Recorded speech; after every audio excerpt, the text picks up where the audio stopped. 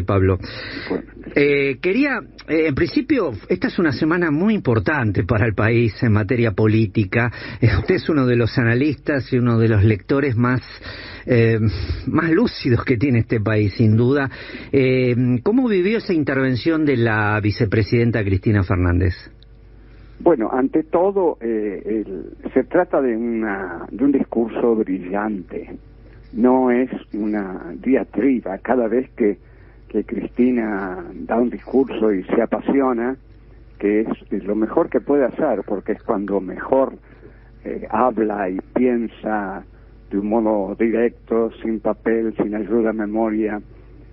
Dicen que es una diatriba, pero lejos de eso es una pieza oratoria muy brillante y que impresionó mucho a los que quieren a Cristina, y a los que no la quieren, quedan siempre muy enojados con el estilo que tiene y con la capacidad que tiene para hablar, para armar un discurso y para decir todas las verdades que tiene que decir, ¿no? Así que a mí me gustó mucho el discurso de Cristina. No todos me han gustado, pero sí me gustó, y me gustó justamente por la fogosidad que tiene su exposición, ¿no?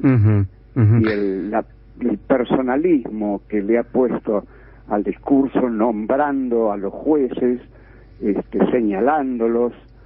En fin, indudablemente la que hablaba era una mujer muy enojada, pero estaba enojada porque tenía en su puño un montón de verdades que tenía ganas de decir. La han perseguido muchísimo. Ese es un gran error, un gran error, porque también hay que recordar, después del 55 dijeron de todo, de Perón y de Evita, y no hicieron más que transformarlos en grandes mitos, en grandes figuras icónicas de la identidad del partido, del movimiento peronista. Y bueno, no hay caso, es decir, cuando se blasfema tanto contra una persona, uno ve el odio en el blasfemador, en el odiador, en el que trata de denigrar al otro, y se pone del lado de la víctima. José Pablo, estamos charlando con José Pablo Feynman, para quienes se están sumando a esta hora a nuestra sintonía. Justamente el tema del odio pareciera ser uno de los temas que algunos tienen duda. De hecho, el propio presidente ha hablado mucho en campaña electoral y en sus discursos respecto de la necesidad del diálogo y de acercar partes y de comenzar a consensuar algunos temas a mediano y largo plazo en este país que realmente necesita soluciones urgentes. En uno de esos temas, por ejemplo, en el de la justicia, ¿no? Entonces, ¿cómo conviven estas dos posiciones? Y mira, Diego, no conviven, realmente no conviven, porque la oposición que tiene este gobierno es muy belicosa directamente. No hay ninguna medida del gobierno que no haya criticado, lejos de sumarse, como parecía al comienzo, que al menos Larreta se iba a sumar a la campaña contra el COVID. No, todo lo contrario, se han aislado en una posición guerrera que trata de mostrar que todo lo que hace el gobierno es equivocado y que estamos mal por culpa del gobierno, por su mal manejo de la pandemia. Y así es como tenemos que el gobierno tiene grandes adversarios, ¿no? La asociación de empresarios, el campo, por supuesto los grandes medios de comunicación que le han declarado una guerra, en fin, sin cuartel realmente, y la clase media que es muy dócil, se deja colonizar la subjetividad por lo exterior que le viene de afuera, le viene en la tapa de los diarios, en el interior de los diarios, en las bajadas de los diarios, en los títulos y en la televisión, con comunicadores que no comunican nada, solo transmiten una furia que viene del hecho de no haber ganado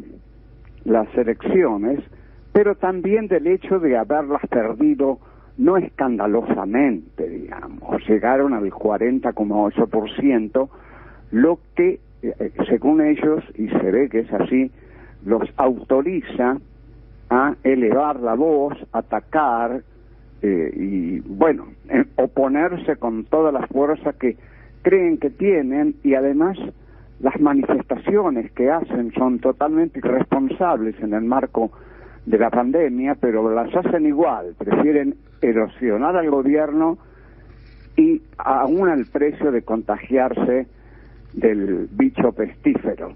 Ahora, José Pablo, el problema está en la gente que, según el planteo que usted está desarrollando, vota, digamos, engañada, o en un sector de la política que no termina de dar muchas veces respuesta a muchos problemas estructurales del país. Y en esto también meto a un sector del peronismo o del oficialismo o de los sectores progresistas, como usted quiera llamarlo. Sí, ahora, el gran problema del país es la pésima distribución de la riqueza y la concentración de la riqueza en manos del sector agrícola-ganadero. Esto viene desde muy, muy lejos, desde lo que llaman la Organización Nacional en 1880, la campaña de Roca al Desierto, las tierras entregadas a los pocos amigos de Roca y a los inversores británicos. Bueno, eso hizo un país concentrado en pocas manos la riqueza, y siempre que vino un gobierno popular a redistribuir la riqueza, fue atacado con dureza, porque aquí hay un juego muy, muy, muy difícil. El gobierno popular, digamos, para redistribuir la riqueza, tiene que incurrir en actos de autoridad.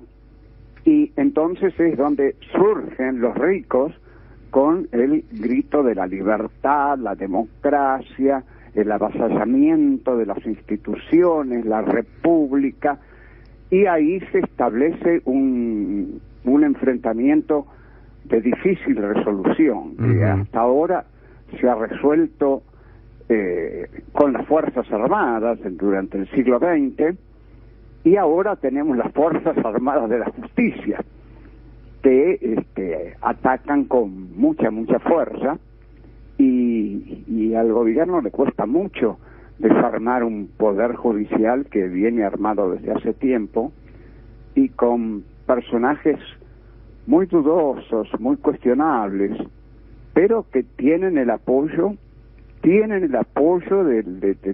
gran sector político importante que representa la unión de Juntos por el Cambio y el Partido Radical, que vuelve a levantar sus banderas antiperonistas, igual que en los años 50, y colabora con un partido como el de Mauricio Macri, Patricia Bullrich, que realmente lo que quieren es la destitución de este gobierno y volver a implantar lo que en un libro que ha sacado Macri llama el segundo tiempo, ¿no?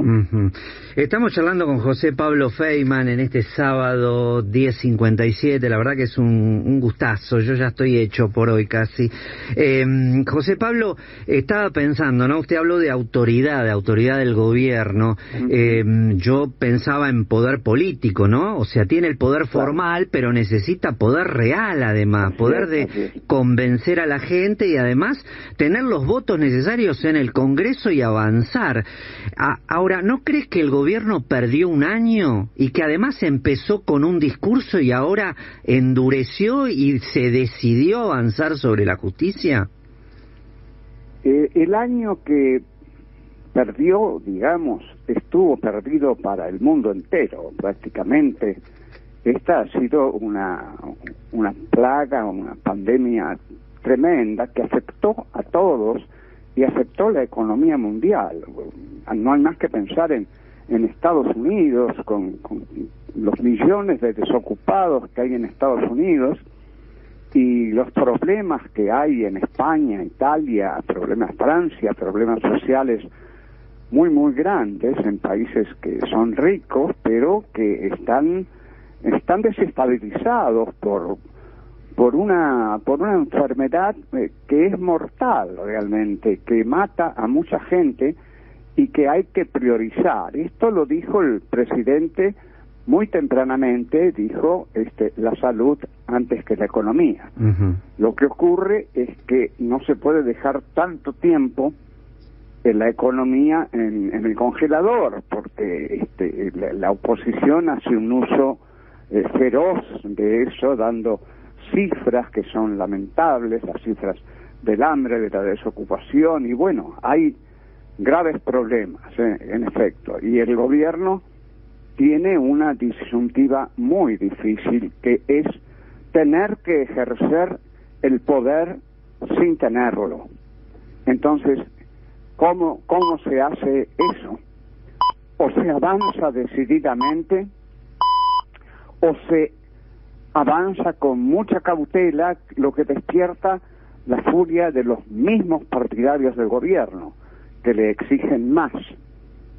Hay muchos partidarios del gobierno que han dicho, esto es lo que votamos, cuando habló Cristina, que tiene un estilo muy distinto al de Alberto, uh-huh, que es netamente conciliador y que quiso gobernar aún para los que no lo votaron, lo cual es imposible, porque los que no lo votaron porque tienen un proyecto sencillamente antagónico al de la distribución de la riqueza y la lucha contra el hambre que propone Alberto. Entonces, acá lo que hay es un conflicto irresuelto a lo largo de toda la historia argentina, con ganadores, generalmente las clases dominantes han ganado, pero también han ganado los sectores populares, con algunos gobiernos que realmente enfrentaron a los poderes más concentrados. Y bueno, Alberto tiene que ejercer la autoridad política que tiene y seguir nucleando a sus bases y no perderlas, uh-huh, no perderlas por la suavidad y la cautela de sus métodos, que no sirven, yo creo que no sirven, porque no hay cautela que sirva con esta gente. El colmo ha llegado con las bolsas negras de muertos, bolsas mortuorias que han arrojado ahí. Es algo inimaginable realmente en un país que intenta ser democrático. José Pablo, discúlpeme, ¿entendí mal o usted dijo que no sirve la cautela que tiene el presidente en relación a su vínculo con la oposición? Hasta ahora no sirvió de mucho, digamos. Uh-huh. Yo creo que la cautela siempre hay que tenerla, siempre hay que ver que en política si hay que hacer dos, hay que hacer dos, que es tan malo hacer tres como hacer uno, pero hay que fijarse y evaluar claramente. Hay muchos que se ponen furiosos cuando hablamos de la paridad de fuerzas, de comparar las fuerzas propias y las fuerzas adversarias, pero esto es lo que hay que hacer constantemente en política. ¿Con qué contamos? Tiene que decirse Alberto, ¿con qué contamos para lograr ecualizar, regularizar la justicia? Uh-huh. Entonces, no cuenta con mucho, porque hasta ahora hay hombres de la justicia que ha sido demostrado su proceder oscuro, y bueno, ahí siguen y muy tranquilos, cínicamente, y no se los ha podido ni mover. Entonces, bueno, habrá que acentuar el impulso de lograr una democratización verdadera del país en todos los sentidos. Tampoco puede ser lo que hace la gente del campo, que liquida las cosechas cuando quiere, esperando la suba del dólar. Bueno, todo eso lo tiene que manejar de acuerdo con la presencia del Estado. José Pablo, la verdad que yo seguiría una hora más, pero no quiero abusar de su tiempo. La última, cortita. Usted es un hombre que piensa la humanidad, que piensa desde la filosofía lo que nos ocurre y en perspectiva, ¿no? Y la pandemia es algo realmente sorpresivo, inesperado, y que ha puesto patas para arriba al mundo. Quería enfocar, abrir un poco el plano. Usted que además ha hecho mucha y muy buena televisión, dicho sea de paso, ¿cómo queda el mundo después del virus? Creo que Estados Unidos va a perder su poder imperial tan poderoso, ¿no? Ya no lo va a tener. Creo que han avanzado en una especie de reescritura de la Guerra Fría.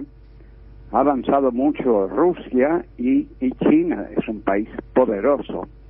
China es un país poderoso, tiene hasta más de 1 millón de pianistas clásicos que son hasta superiores a los de Occidente. Y bueno, es notable, eso va a quedar establecido. Lo que no va a quedar establecido es que la humanidad se vuelva más buena, porque creo y estoy seguro, y esto después de la Segunda Guerra Mundial no necesité valorarlo de otro modo. La humanidad tiene en sí una pulsión de muerte que no logra ser dominada por el eros, la fuerza del amor, de la vida. Es constantemente derrotada por las continuas guerras.